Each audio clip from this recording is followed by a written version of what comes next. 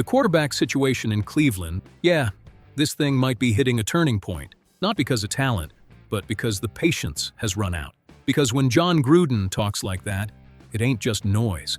That's a guy looking at the situation and basically saying out loud what a whole lot of people in the dog pound have been thinking, but haven't said. And the message was crystal clear. Deshaun Watson's got to prove he can still ball at a high level. No sugarcoating. And honestly, it tracks. Let's put some context on it. The Browns made one of the most aggressive moves in recent NFL history back in 2022. 3 first-round picks. A fully guaranteed $230 million deal. That ain't a gamble. That's a franchise. All in. But ever since then, what we've seen is a guy who hasn't been able to deliver consistency, whether it's off-field stuff or injuries. And now, here we are in 2026, with a situation nobody saw coming back then. Deshaun Watson heading into the final year of his deal, and not even locked in as the starter. That says everything. Now here's the key part of all this. It's not just what Gruden said. It's when he said it. Because for the first time since Watson got to Cleveland, the Browns are treating the QB spot like a legit open competition. No protected narrative. No, he's the guy because the contract says so. Todd Monken already made that clear. You play better, you play. Simple as that.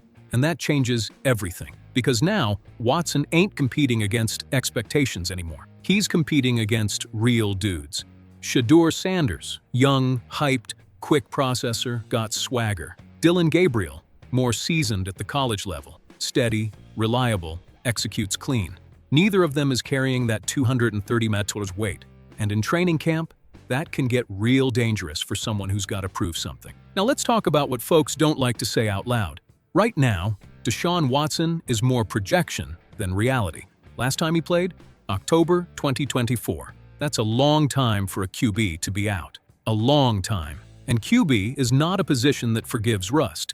It's not just arm talent. It's timing, reads, decision-making under pressure. That stuff fades, and it takes time to get back. So when Gruden says he hasn't done anything in 3 years, yeah, it sounds harsh, but it's hard to argue with it. Because at the end of the day, the NFL doesn't care who you used to be. It's about what you're putting on tape right now.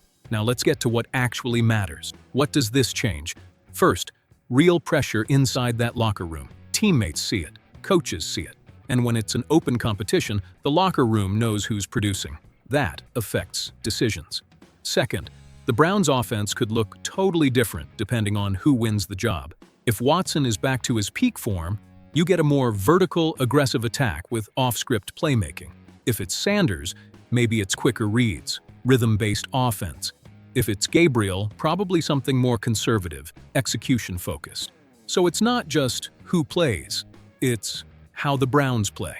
Now my take. Opening up the competition is the right move, no question.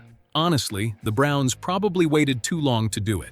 Because when you protect a guy too much, just because of the investment, you end up trapping the team in an idea that might not even exist anymore. And right now, Watson is still a big question mark. But there's another side nobody's really talking about. Watson's ceiling is still the highest in that room. If, and that's a big if, he gets anywhere close to his Houston level, he wins this job. And it won't be close. Because that version of Watson, that dude was legit elite. Mobility, accuracy, playmaking, command of the offense. That doesn't just vanish, but it's got to show up again. So let's run through scenarios. Best case for the Browns. Watson gets healthy, regains confidence, plays near Pro Bowl level, and finally makes that investment look worth it. In that case, Cleveland becomes a real problem in the AFC. Worst case, Watson can't get it back, loses the job, or plays poorly, and the Browns head into 2027 still searching for answers at the most important position in sports. And that contract? That becomes an all-time anchor. Most realistic, tight competition in camp. Watson starts as the favorite, based on history, not recent performance. But if he doesn't show real progress quick, that job could slip fast. Meanwhile, the front office is still putting in work. Draft tells you that. Spencer Fano on the O-line, KC Conception as a weapon, a bunch of picks stacked in later rounds.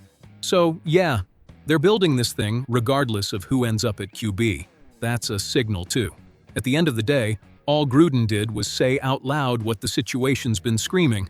The credit is gone. Now it's all about production. And I'll tell you this as a Browns fan. We've seen this movie before. Big expectations. Final answer at QB that doesn't pan out. And the team stuck in limbo. The difference now? There's actually a real chance for change. Because for once, it feels like the Browns are going to let the field decide. So let me ask you, if you had to bet today, you still riding with Deshaun Watson? Or is it time for Cleveland to finally turn the page?